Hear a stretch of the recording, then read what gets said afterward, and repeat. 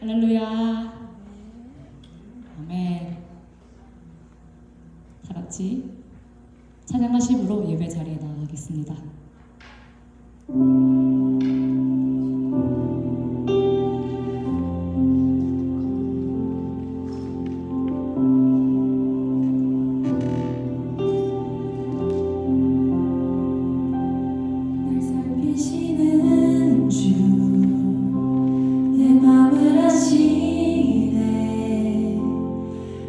주를 더욱 사랑하길 원하네. 내 삶의 주관자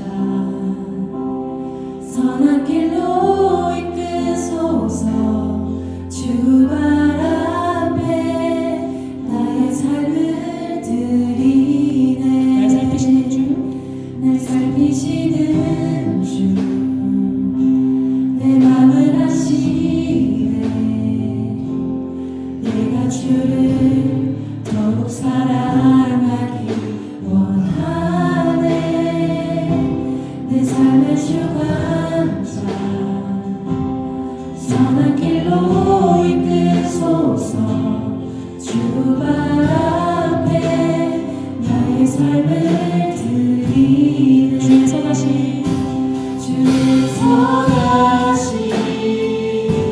그리 다하신 내 평생에 늘 함께 하시리. 나의 발길 달려간 후에 주 얼굴 내리 주 품에 안기리. 날 살피시는 주, 날 살피시는 주, 내 맘을 아시네.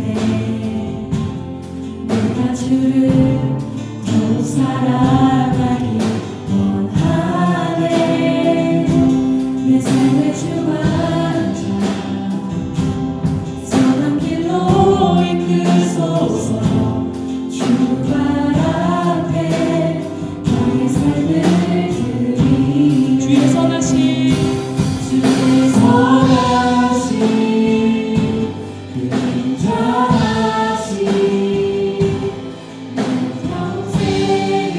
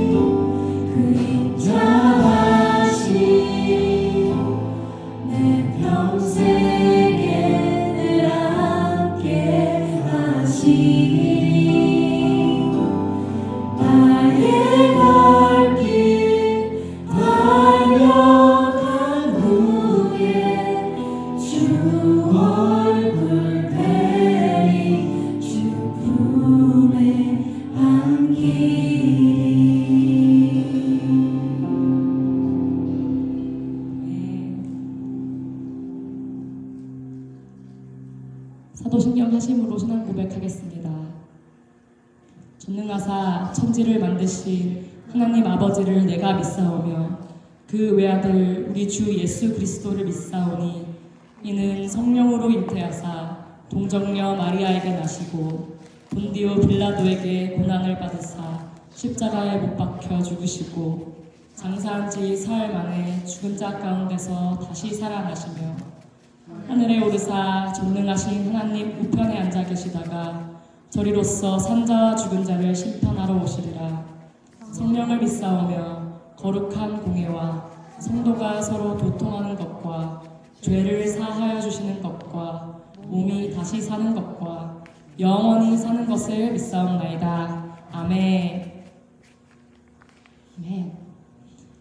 하실 수 있는 분은 일어나셔서 계속해서 찬양하시겠습니다.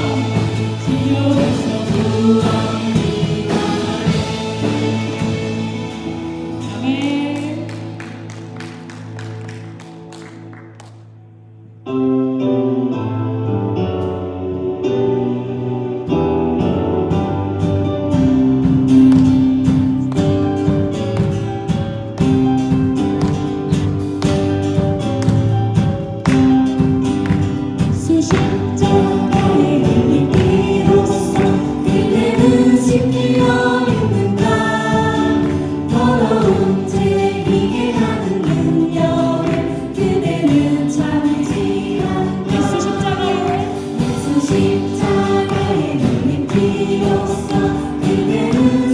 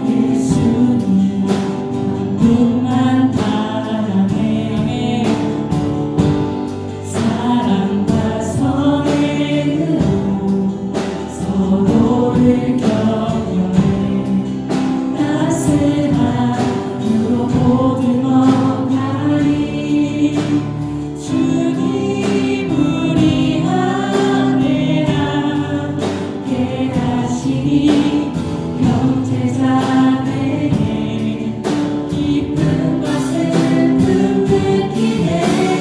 내 안에 있는 주님 모습 보네.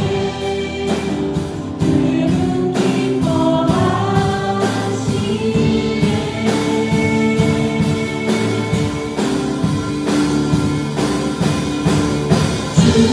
주님 우리 통해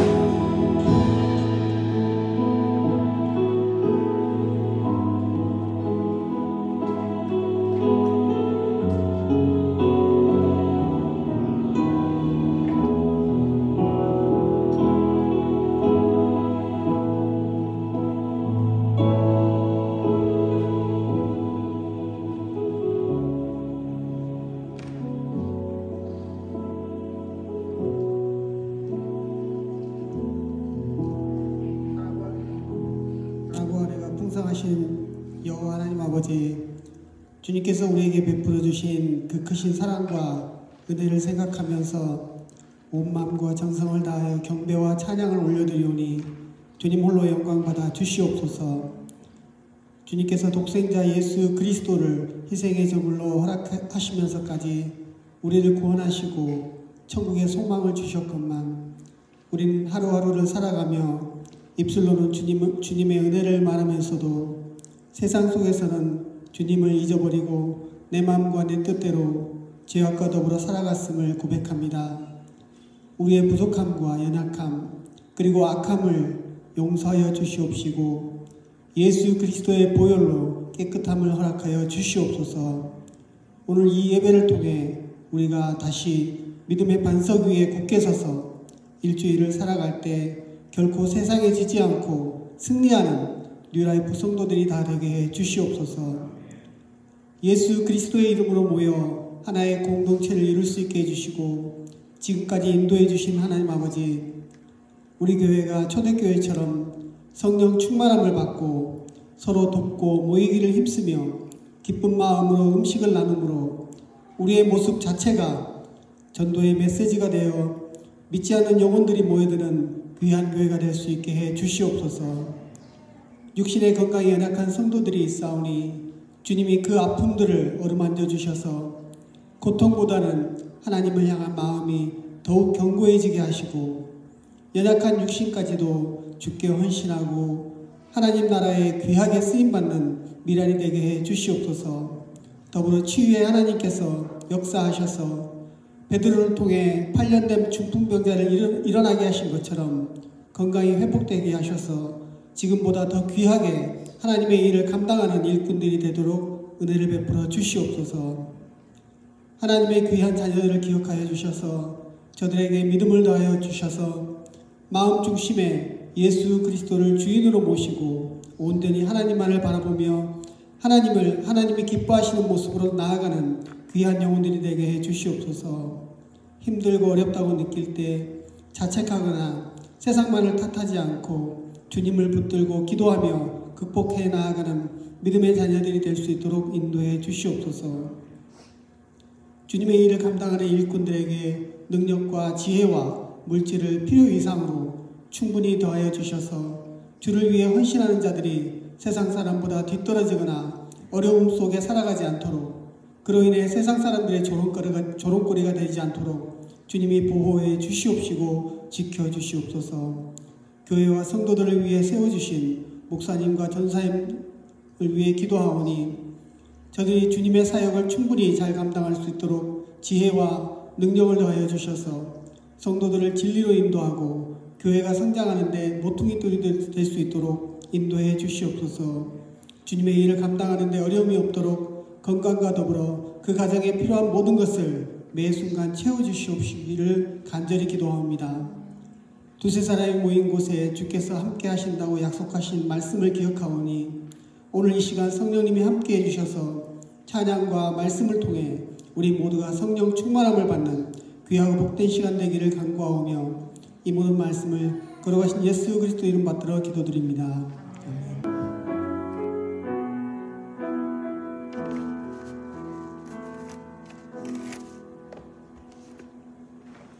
할렐루야.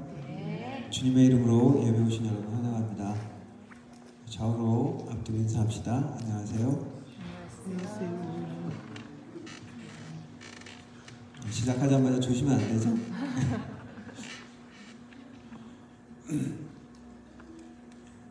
지난주는 블록 파티가 있었습니다. 여러분들 함께 수고하고 또 참여하셔서 잘 계획대로, 우천시 계획대로 잘 진행된 것 같습니다.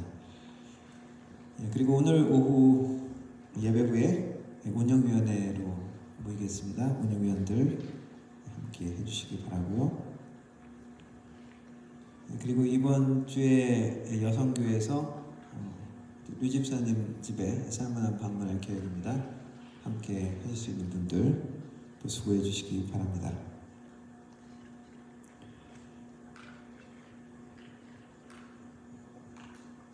드리는 위해서 기도하도록 하겠습니다. 살아계신 하나님 아버지 감사합니다. 오늘도 주님의 백성들 한자리에 모여 우리의 마음을 드리며 우리의 정성을 드리며 우리의 입술의 고백을 드리며 주님께 또한 준비한 예물도 함께 드립니다. 하나님, 이 시간이 우리 주님께 우리의 고백이, 우리의 마음이 온전히 드려지는 시간이 되게 하여 주시고 하나님의 마음이 우리를 만나주시며 함께하는 귀한 시간이 되게 하여 주옵소서.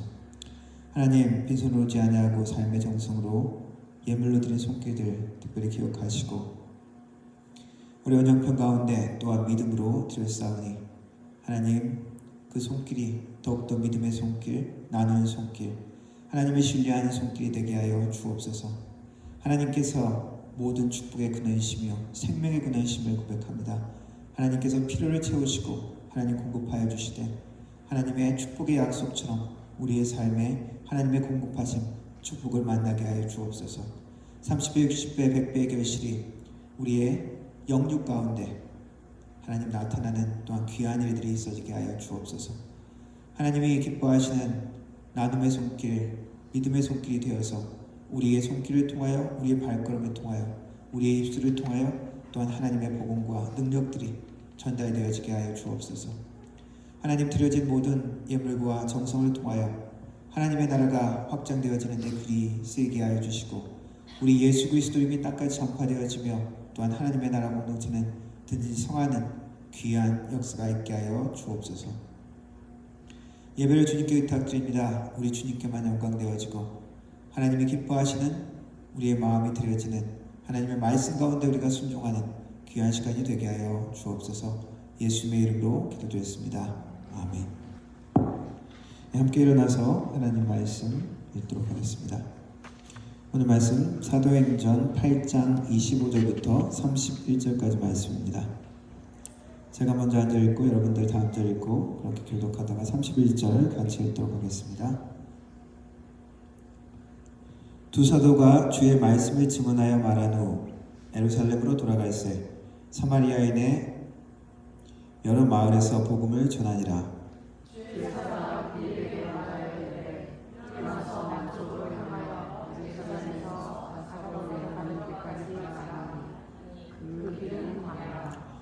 일어나 가서 보니 에디오피아 사람 곧 에디오피아의 왕 간다게의 모든 국고를 맡은 관리인 네시가 예배하러 예루살렘에 왔다가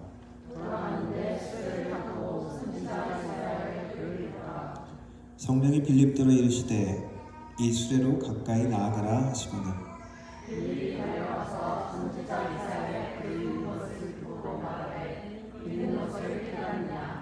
대답하되 기도해 주는 사람이 없으니 어찌 깨달을 수 있느냐 하고 빌립을 청하여 수레에 올라 같이 앉으라 하니라. 아멘. 영어를 읽겠습니다.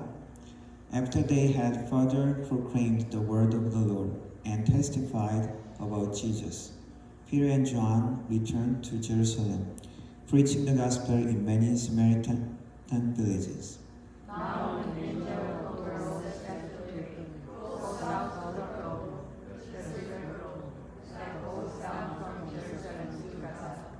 So he started out, and on his way, he met an Ethiopian eunuch, an important officer in charge of all the treasury of the Kandake, which means Queen of the Ethiopians.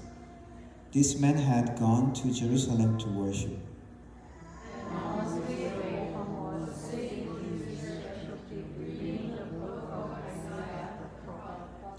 The Spirit told Philip, "Go to that chariot and stay near it."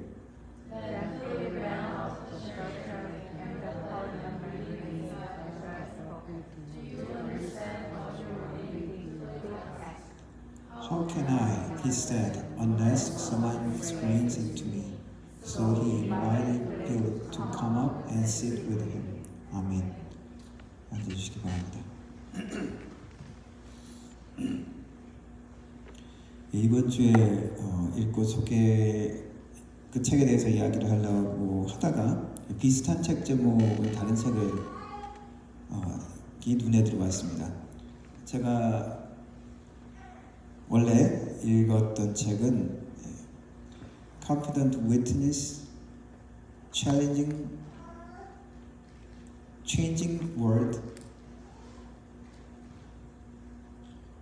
그런 제목이었는데 Rediscovering the Gospel in North America 그런 책인데 1999년 한 25년 전 책이었습니다. 근데 책을 비슷한 책 제목이 하나 눈에 들어왔는데 똑같은 제목이에요. 첫 제목은 Confident Witness, 확신에 찬 증인, 증언이라는 뜻이죠.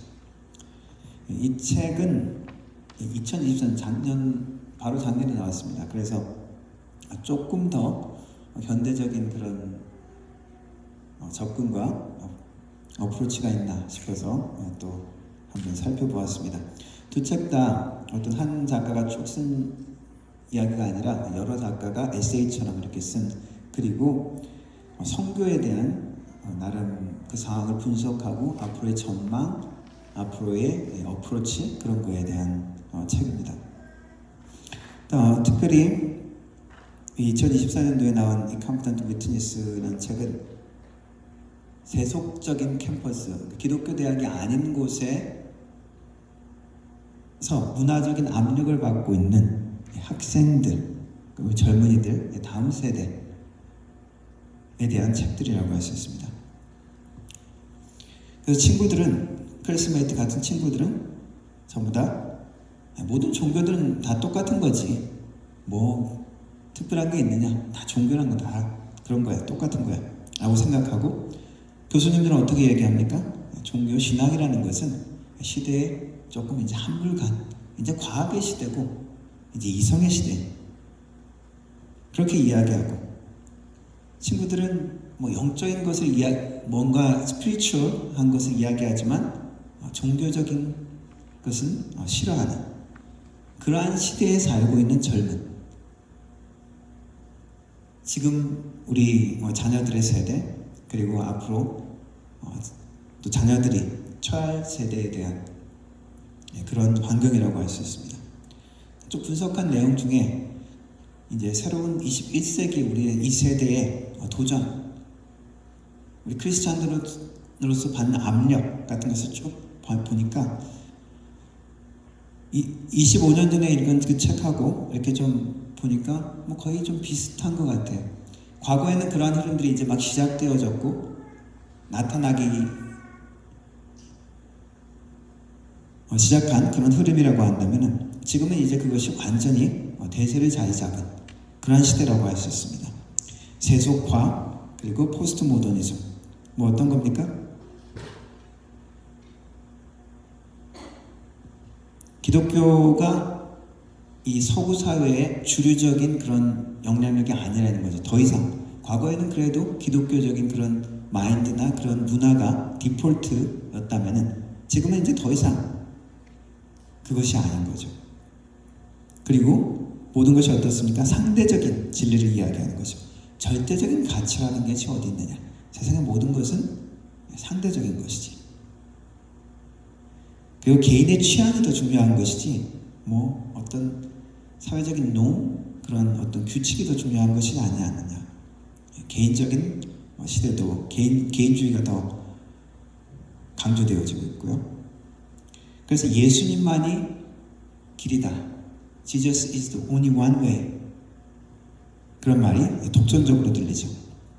과학과 철학, 지성적인 그런 도전들이 여전히 있고요. 문화적으로 다양성, 그리고 그래서 정체성의 이슈를 말하고 있는 시대입니다. 특별히 동성애에 대한 그런 것들을 통해서 정체성, 아이덴티티에 대한 그런 질문들을 하죠. 그래서 그런 이야기가 나오면 교회는 어떻습니까? 교회는 차별적이다. 그렇게 비난을 받기도 하죠. 새로운 것이 있다면, 25년 전 그런 그 접근법과 좀 다른 것이 있다면, 이제는 완전한 디지털 시대, SNS, 유튜브, 밈 문화라고 그러죠.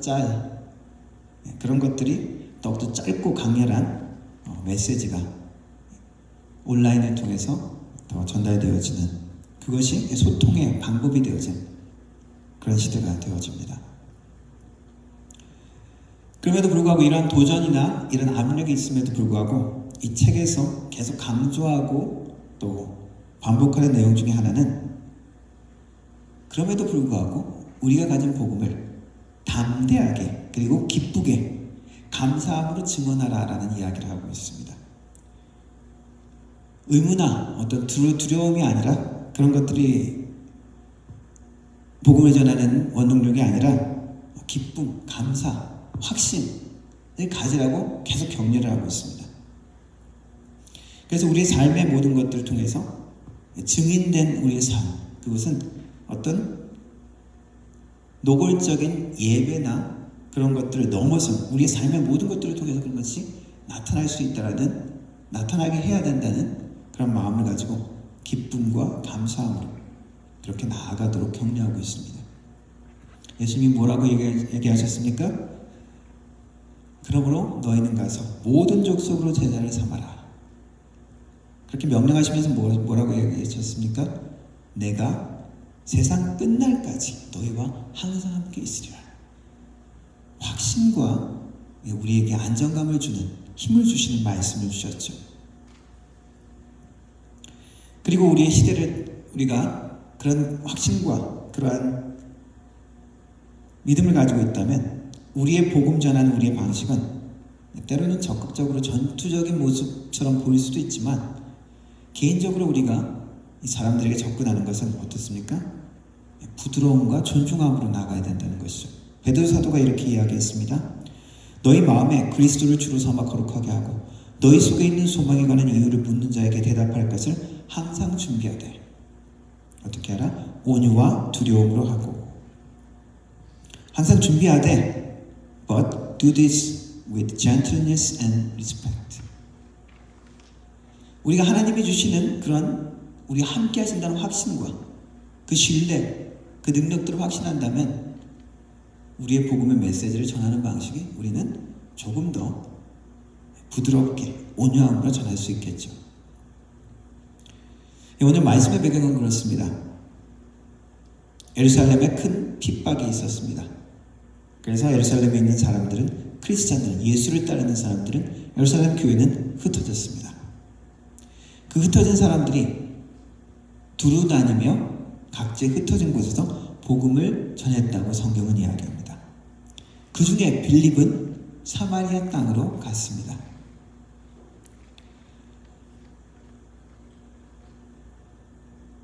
예수님께서 말씀하셨죠. 제자들에게 오직 성령이 너희에게 마시면 너희가 권능을 받고 예루살렘과 온 유대와 그리고 사마리아와 땅까지 이르러 내 증인이 될 것이다. 예수님이 하신 그 말씀이 이제 처음으로 빌립을 통해서 이루어지는 것을 보게 하는 것이죠. 성경은 말씀의 성취를 보여주십니다. 빌립이 그 성에 가서 복음을 전했습니다. 귀신이 떠나고 병이 치유되고 그 성에 큰 기쁨이 있었다고 기록하고 있습니다. 사마리아 성은 큰 부흥을 맞게 되죠. 그리고 나서 성령은 또 빌립을 광야로 데리고 갑니다. 보면 갑자기 성령께서 저기 지도가 뭐 잘 안 보이죠? 밑에 약간 푸르스름한 곳이 유다 지방이고 그 위에 약간 보라색으로 되어 있는 부분이 사마리아 땅입니다. 갈릴리는 저기 위에 호수가 보이죠? 예수님과 예수님의 제자들은 거기 출신이었고 예수님의 마지막 행적이 예루살렘, 유다에서 있었죠. 그리고 예수님은 거기서 십자가에 돌아가시고 또 부활하시고 예수님의 제자들은 예루살렘에서 성령을 받고 교회를 시작한 것이죠. 그런데 그 예루살렘에 핍박이 오고 사람들이 퍼지기 시작하는 것입니다. 그 중에 빌립은 위쪽으로 사마리아 땅으로 가서 복음을 전하게 되었죠. 그리고 또 갑자기 성령께서 이동하게 하셔서 광야 땅으로 이동하게 해서 또 오늘 읽은 말씀 에디오피아 내시에게 복음을 전하는 말씀이 있습니다. 사마리아 땅에 복음을 전하게 될 것이다. 예수님께서 특별히 사마리아 땅을 언급한 것은 유대인들이 사마리아인들을 싫어했기 때문입니다. 정통 유대인들은 저기 갈릴리에서 예루살렘으로 이렇게 내려갈 때도 사마리아 땅 중심부가 아니라 쭉 둘러가지고 이렇게 갔다고 해서 그만큼 싫어하는 사람들이었다는 거죠. 그런데 예수님은 사마리아인에 대해서 이야기를 하신 부분이 있습니다. 선한 사마리아인 비유. 하필 많은 선한 어느 나라 사람 이렇게 얘기할 수 있겠지만 예수는 선한 사마리아인 비유를 드셨습니다. 우리 여러분들 각자 싫어하는 민족이나 사람 종류가 있습니까? 죄송하지만 중국 사람을 생각한다면은 여러분이 싫어하는 사람이 선한 중국인의 비유, 인도 사람을 싫어하신다고 한다면 선한 착한 인도 사람에 대한 비유, 말하자면 그런 비유를 쓰시는 것이죠. 제자들에게는 충격적인 것이죠. 내가 싫어하는, 내가 멸시하는 그 사람님이 선한 사람이라고. 그리고 예수님은 사마리아 땅으로 일부러 지나가시면서 복음을 사마리아 여인을 만나서 사마리아 땅에 복음을 전하신 일이 있습니다. 특별한 사건이죠. 이 사마리아인들은 북왕국 이스라엘이 멸망한 이후에, 아시리아 제국이 멸망한 이후에 이민족과 섞여버렸습니다.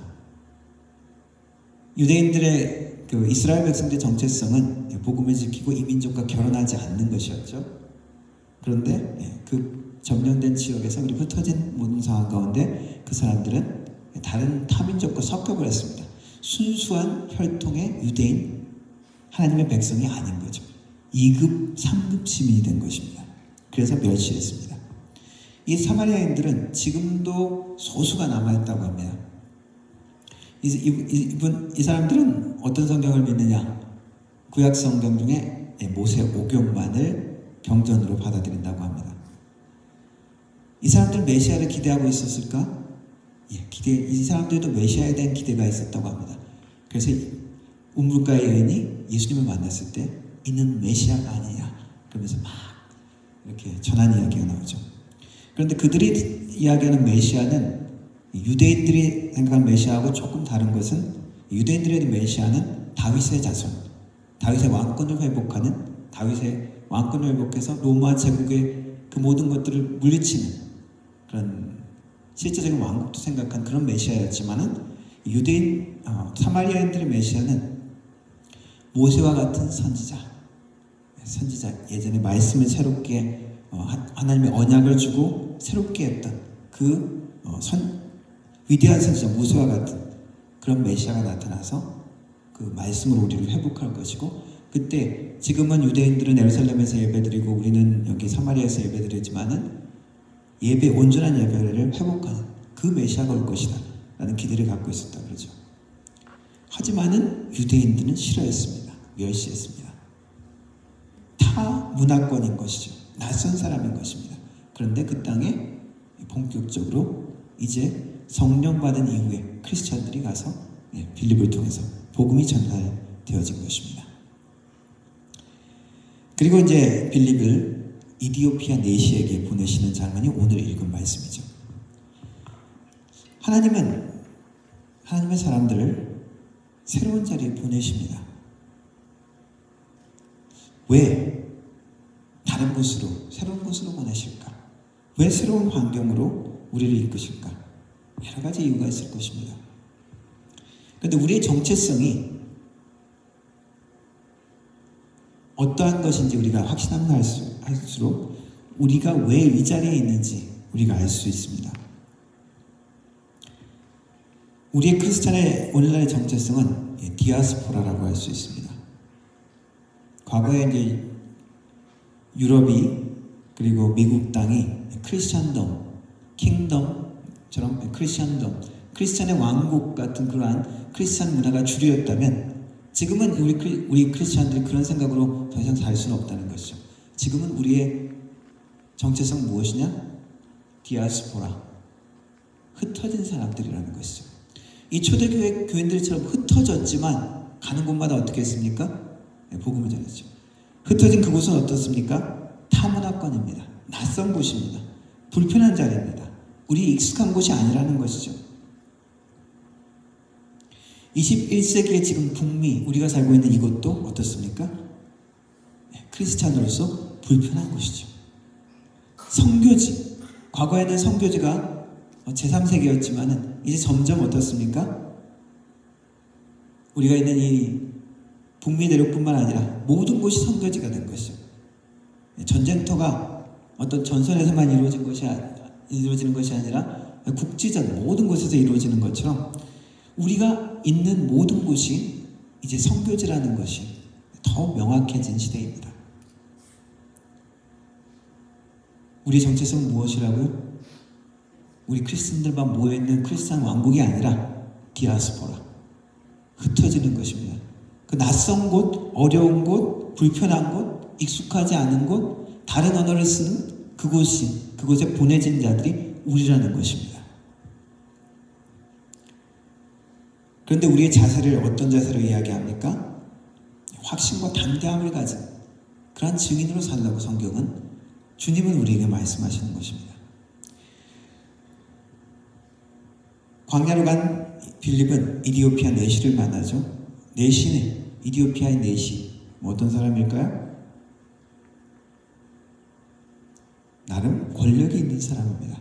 수레를 끌고 이렇게 온 장면이 있죠.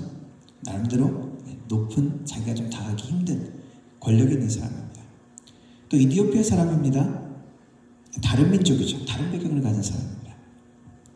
율법적으로도 내시, 거세를 한 그런 사람들은 유대인들이 좀 차별하는, 가까이 다가가지 않는 사람이기도 합니다. 꺼려지는 사람이라는 것이죠. 그런데 성령께서 하시는 음성 가운데 빌립은 확신을 가지고 담대함을 가지고 다가갔습니다. 빌립이 MBTI로 일까 알까? 성경에 보니까 다가가라 그랬을 때 다가가서 그 수에 올라라 뭐 이렇게 말씀했는데 보니까 조금 여유로운 것 같아요. 이 뒤편 내시가 그걸 읽는 소리를 듣고 이제 그제서야 이제 이야기를 하면서 접근하죠. 여러분들이 이든 아이든 우리가 복음을 전하고 증인의 삶으로 살려고 할 때 꼭 이제 예수님에 대한 말씀이 아니더라도 증인의 삶으로서 내가 나가야 할 때 두려움이 우리가 앞설 때가 많습니다. 어떻게 반응할까? 그리고 내가 증인의 삶으로 이렇게 행동하면 얼마나 반대를 하고 싫어할까? 두렵죠.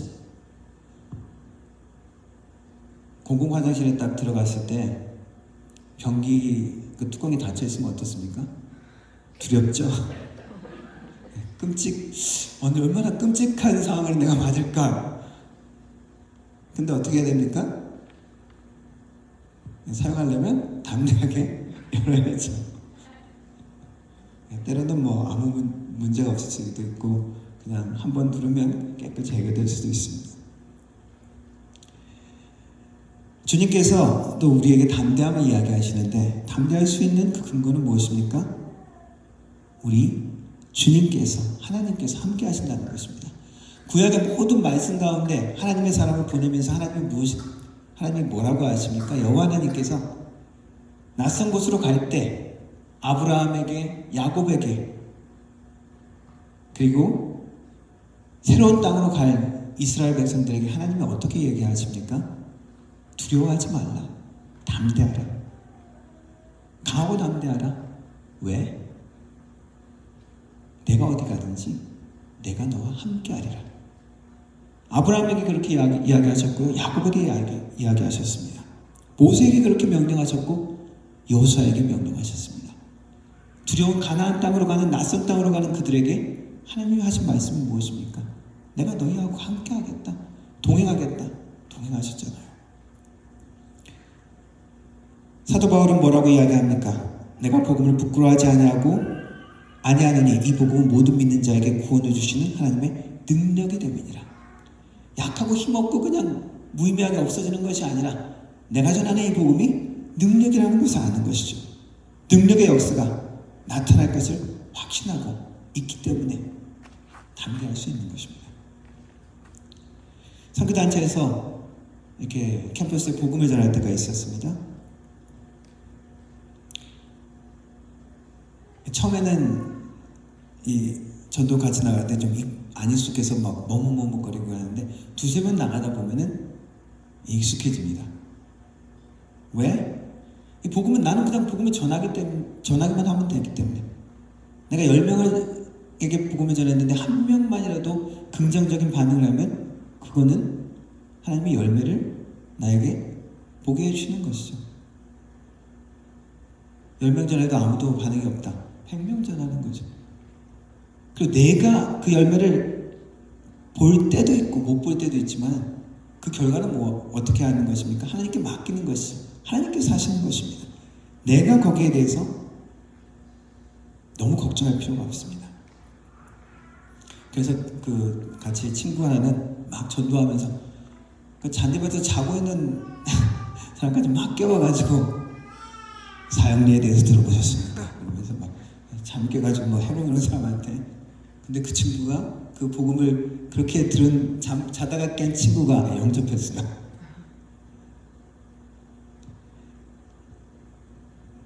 저희가 바이블 칼리지 다닐 때 있던 그 전도 잘하는 선생님이 있었다 그러잖아요. 호세라는 분인데 이분도 여러 사람에게 복음을 전하는데 담대함으로 하나님께 맡기면서 그걸 전하는 거죠.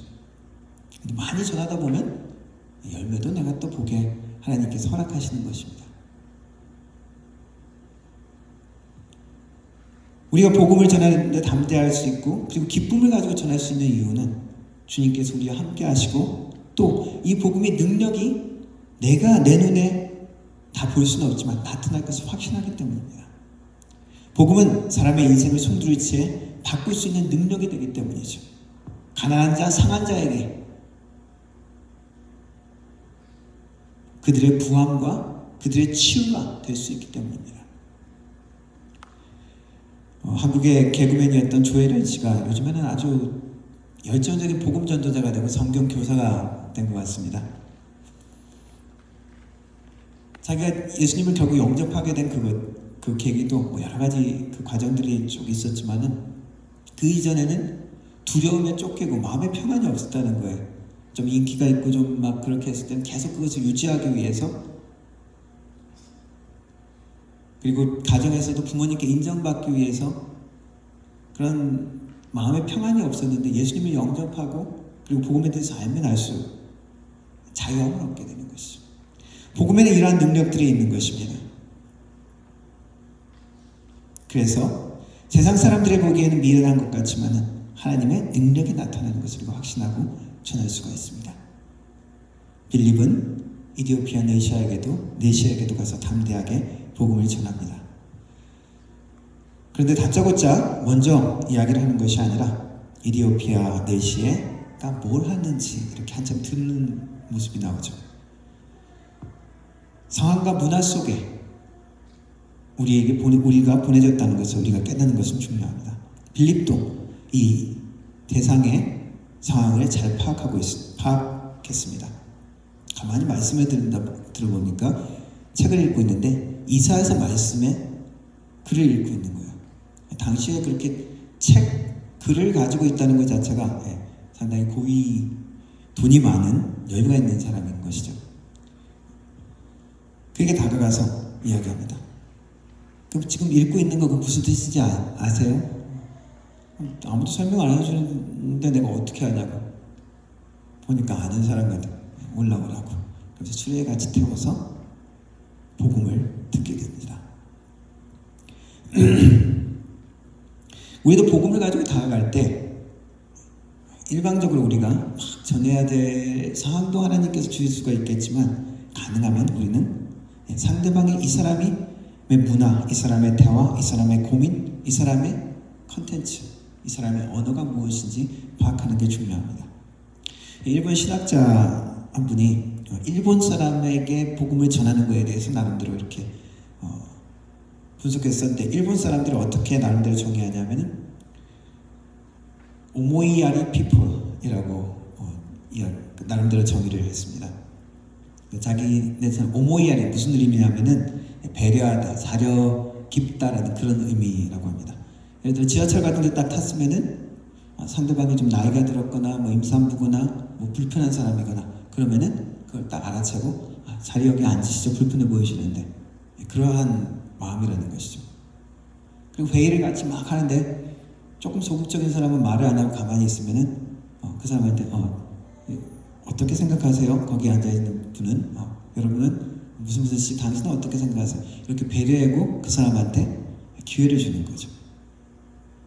그리고 고민이나 어려움이 있는 것 같은 동료들에게 먼저 가서 다이조부? 그러면서 좀 물어보는 거죠. 이런 그 오모이야리라는 말이 일본 교과서에도 나온다고 합니다. 우리 한국 사람도 좀 비슷한 면이 있죠. 그래서 이런 사람들에게는 어떻게 접근하는 것이 좋으냐? 이 사람들은 레셔널한 것보다 릴레이셔널한 것에 더 끌린다. 이성적인 것보다 관계적인 것에 더 끌린다는 거죠. 그리고 believing보다는 belonging, 그냥 어떤 믿는 거 확신 그런 것보다 내가 어디에 소속되어 있느냐, 개인보다 그런 공동체가 더 중요하게 생각하는 사람이라는 것이죠. 그래서 우리 일본 사람에게 복음을 전할 때는 이런 것을 더 강조해야 된다라고 이야기를 합니다. 그래서 복음이 서양 사람들은 어떤 개인이 확신을 가지고 머릿속에 이성으로 이해하면서 복음을 영접하게 되고 이렇게 나누는 것처럼 우리 일본 사람들은 어떻게 되느냐? 우리는 오히려 복음이 우리 공동체 가운데 들어와서 그것이 개인에게 스며드는 그런 것이 우리는 더 잘 먹힌다. 복음이 가족들을 분열시키는 것이 아니라 우리 가족을 더욱더 하나 되게 하고 연대하게 한다. 그것을 강조해야 된다는 것이죠. 그래서 함께 지내는, 함께 하는 것으로 복음을 전하는 것이 우리 일본 사람에게 더 맞는 접근법이다라는 이야기를 썼습니다. 그런데 우리 21세기 현대사회에 보면은 이것이 사실 우리 현대에 적용되는 이야기들이잖아요. 과거의 선교사들도 그 문화에 들어가길 노력하고 그 문화를 배운 사람들이 많이 있습니다. 유명한 허드슨 테일러라는 중국 내지 선교회를 창립하고 선교 활동을 열심히 했던 허드슨 테일러의 선교사들은 중국에 가서 중국 옷을 입고 중국 음식을 먹고 머리도 중국 변발 그렇게 하고 그렇게 복음을 전했다는 거죠. 복음이 배타적인 그런 메시지에 분명히 진리를 지키는 그런 면이 있기 때문에 다른 모든 것들은 가능하면 이 사람들과 같이 되어주자라는 것이죠. 그래서 우리가 중국인이 되지 않으면 중국인을 얻을 수 없다. 이렇게 교육을 했대요.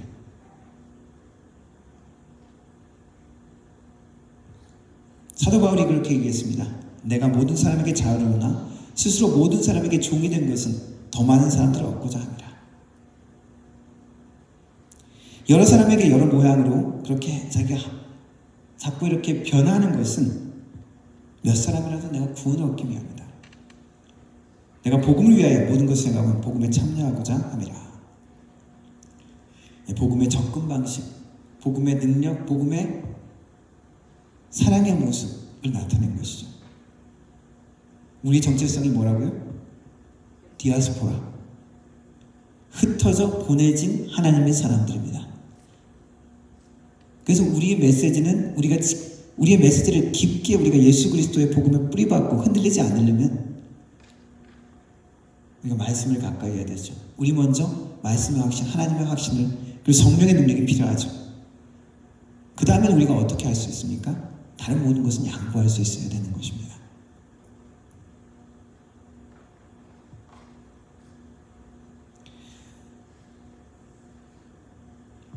우리는 이 땅에 보내졌습니다. 낯선 땅에 보내졌습니다. 낯선 환경에 보내졌습니다. 하나님이 왜 나를 여기 보냈을까? 하나님이 왜 이런 불편한 환경의 상황에 나를 놓게 하셨을까? 지난주에 소개했던 에밀 카논 신부처럼 때로는 그런 고통스러운 상황 가운데 하나님은 왜 나를 이런 상황에 놓으셨을까? 그러나 하나님은 그것을 통해서도 그 장소를 통해서도 그 상황을 통해서도 어떻게 하길 원하신다고요? 증인으로 살기를 원하신다는 것입니다. 우리의 삶이 증인의 삶이 될 수 있다는 것입니다. 우리가 보내준 곳은 불편하고 낯선 곳일 수 있습니다. 새로운 시대, 우리가 적용하기 힘든 디지털 시대일 수 있습니다. AI 시대일 수 있습니다. 믿음이 없는, 크리스찬은 하나도 없는 그런 학교 친구들 가운데, 세속적인 친구들, 술, 담배가 그들의 기쁨인 그런 친구들 가운데 보내졌을 수도 있습니다. 기독교를 혐오하거나 신앙에 전혀 무관심한 우리 가족이나 친족들 가운데 보내졌을 수도 있습니다. 거기에 대해서 왜 이럴까? 왜 이렇게 불편한 가운데? 그런데 뭐라고요? 우리의 정체성이 뭐라고요? 그게 우리의 정체성이라는 것입니다. 디아스포라. 우리들만 이렇게 예수 믿는 사람들만 꼭 뭉쳐있으면 좋겠는데 그게 아니라는 것이죠. 불편한 환경, 낯선 환경, 때로는 하스타일한 환경에 우리를 보내셨다는 것입니다. 그 상황에 우리를 놓으셨다는 것입니다. 그러면 우리의 삶은, 우리의 불편함은 의미가 있는 것이죠. 하나님의 목적이 있는 것이죠. 내 이러한 불편한 환경을 통해서, 고통스러운 상황을 통해서도 나는 증인이 될 수 있구나. 여전히 하나님이 사용하구나. 하나님이 일하시는구나. 하나님의 역사가 나타나는구나. 하나님은 우리가 그런 담대함과 확신을 가지시기 원하십니다. 그리고 주님의 마음으로, 그렇다면 내가 그런 확신과 능력을 소유했다면 다른 모든 것은 여유있게 우리가 양보할 수도 있는 것이죠. 막 논쟁으로 싸워서 내가 이겨가지고 그 사람을 완전 말 못하게 만드는, 때로는 간혹 그러한 어떤 그런 아포로제틱 그런 상황이 필요할 때도 있겠지만, 대부분은 우리가 그냥 우리 힘으로, 말로, 논리로 그 사람을 짓누르는 것이 아니라 내가 그 사람의 상황에, 환경에, 문화 속에 들어가 주는 것이죠. 그들의 언어를 배우는 것입니다. 하나님은 우리를 디아스포라로, 우리의 가정 가운데, 우리 직장 가운데, 그리고 낯선 이 땅에, 나의 모든 환경 가운데 보내셨습니다. 여전히 우리를 통해서 하나님의 역사가 나타나기를 기대하십니다. 그 하나님의 역사를 기대하며 증인으로 사는 하나님의 백성, 하나님의 사람, 하나님의 자녀 되기를 주님의 이름으로 축원합니다. 기도하겠습니다.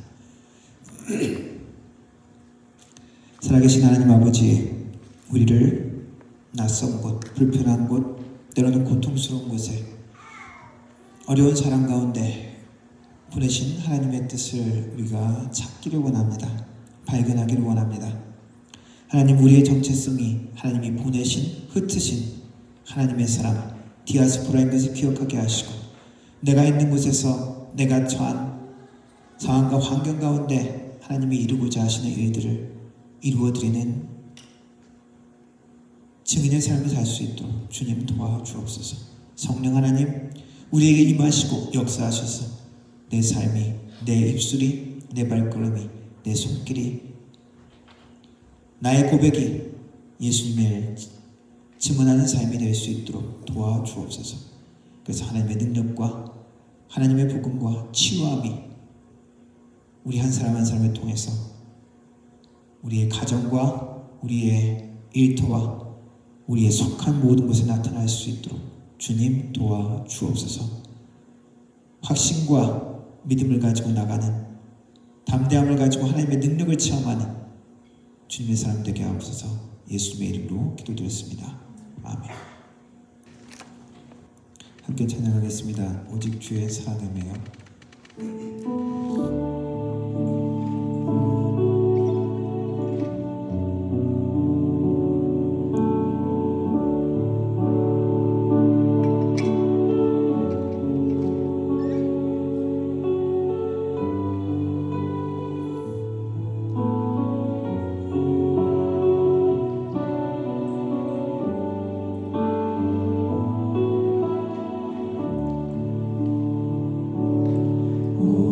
주의 사랑에 매여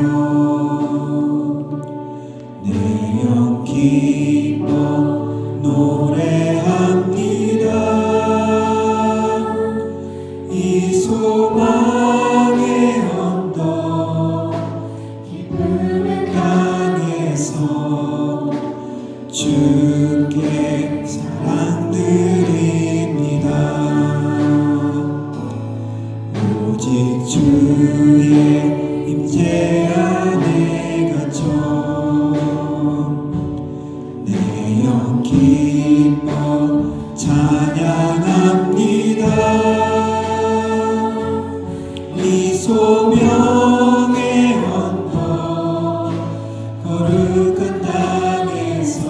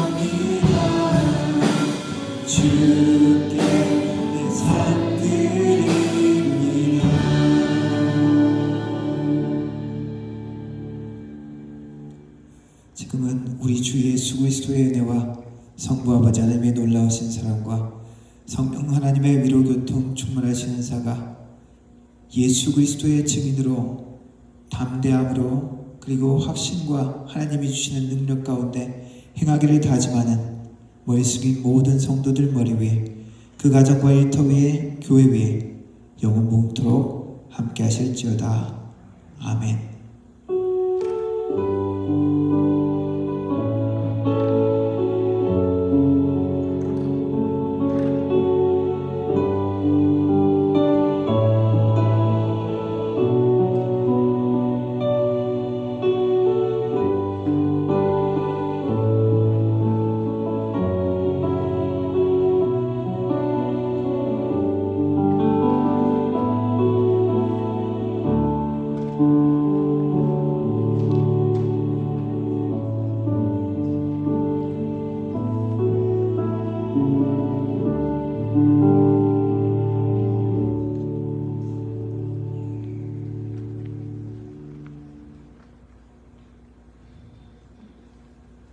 아멘. 예배를 마쳤습니다. 이번 한 주간도 예수 이름으로 승리하는 한 주 되시길 소망합니다.